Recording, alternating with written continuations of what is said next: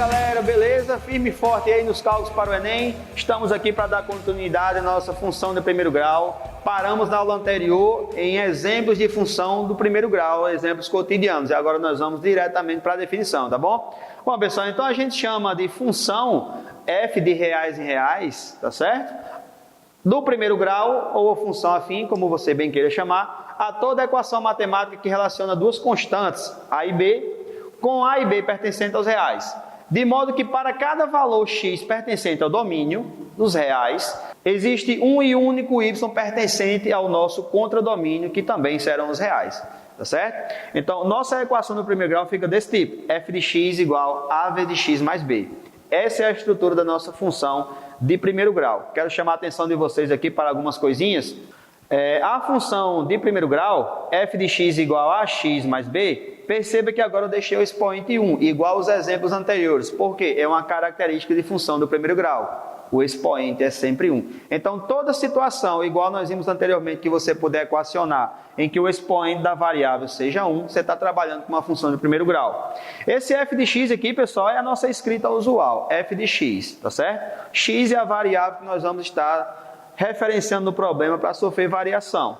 As constantes a e b, o a nós chamamos de coeficiente angular e o valor de b nós chamamos de coeficiente linear, tá bom? Quero chamar a atenção de vocês aqui como observação que o a, apesar de ser um valor constante, ele sofre variação em relação a x, tá certo? Nós vimos lá que quando a quantidade de sanduíche muda, a quantidade de valores a ser pago também. Se a quantidade de abastecimento muda, a quantidade a ser paga também. Então, essa constante aqui, esse coeficiente angular, ele vai sofrer variação em relação a x. Já o b é um valor fixo, tá certo? É uma taxa fixa invariável, onde ele será positivo ou, em alguns casos, negativo. Então, fique atento a isso aí. Coeficiente linear invariável, coeficiente b variável em relação a x, tá bom? Temos alguns tipos particulares de função do primeiro grau, onde nós devemos observar. O primeiro deles é a nossa função afim. Nós já conhecemos, estudamos anteriormente, f de x igual a x mais b, tá bom? Com esse a e b pertencente aos reais, não tem restrição. Nós temos também a função constante. Essa função constante é desse tipo, f de x igual a b.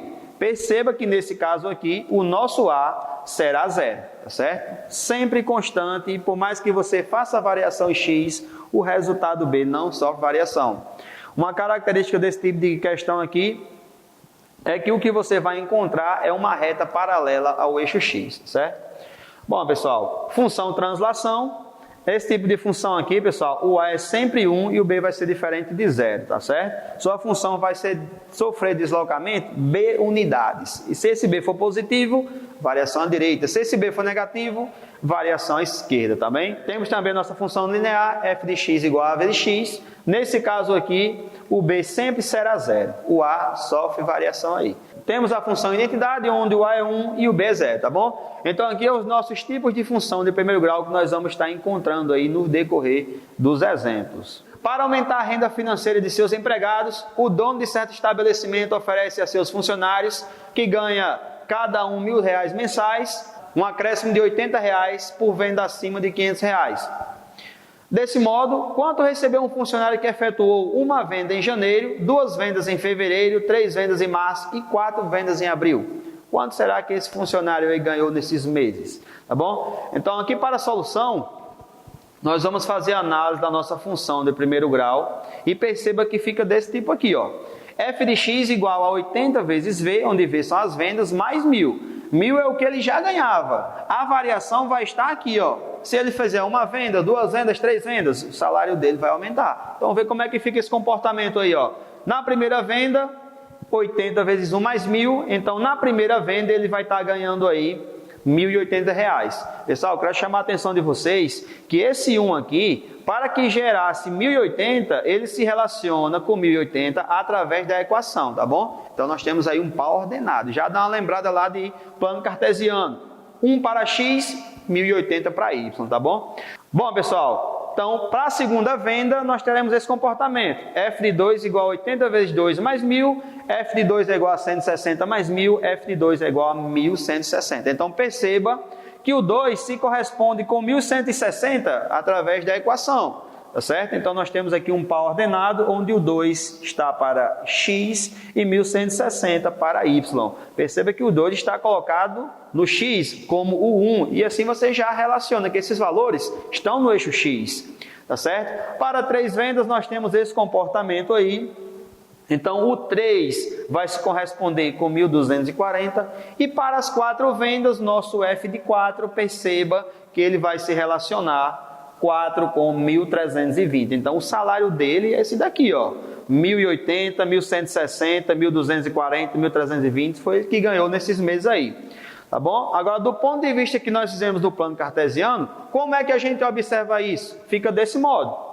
1 para x se corresponde com 1080, 2 para x se corresponde com 1160, 3 para x se corresponde com 1240, 4 para x se corresponde com 1320 e assim sucessivamente ao longo do ano.